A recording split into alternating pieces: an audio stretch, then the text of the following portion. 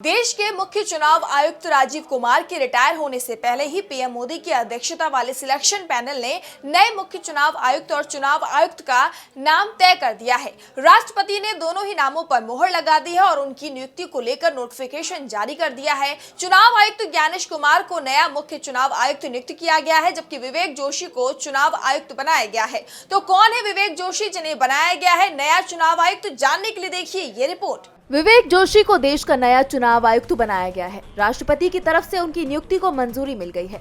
Vivek Joshi Haryana cadre के IAS हैं। साल 1989 बैच के आईएएस अधिकारी विवेक जोशी को नवंबर 2024 में पूर्व चीफ सेक्रेटरी TVSN प्रसाद के रिटायर होने के बाद हरियाणा का चीफ सेक्रेटरी बनाया गया था। इससे पहले वो केंद्र सरकार की सेवा में थे। केंद्र सरकार में डेप्यूटेशन से लौटने के बाद उन्होंने कार्यभार संभाला था। विवेक जोशी की निर्वाचन आयोग में नियुक्ति की वजह से अब राज्य में नए चीफ सेक्रेटरी की नियुक्ति की जाएगी।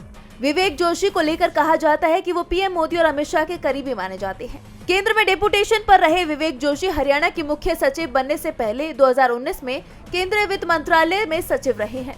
इसके बाद उन्हें कार्मिक और प्रशिक्षण विभाग के सचिव की जिम्मेदारी मिली।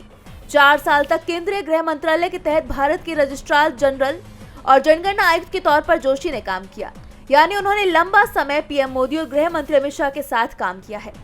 इसके अलावा भारतीय रिजर्व बैंक और देश के सबसे बड़े बैंक भारतीय स्टेट बैंक के बोर्ड के भी वो सदस्य रहे हैं।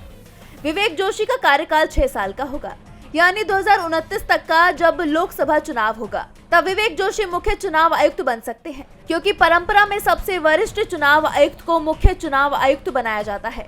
जनवरी 2029 में ज्ञानेश कुमार रिटायर होंगे। उससे पहले दूसरे चुनाव आयुक्त सुखबीर सिंह संधू 6 जुलाई 2028 को रिटायर हो जाएंगे।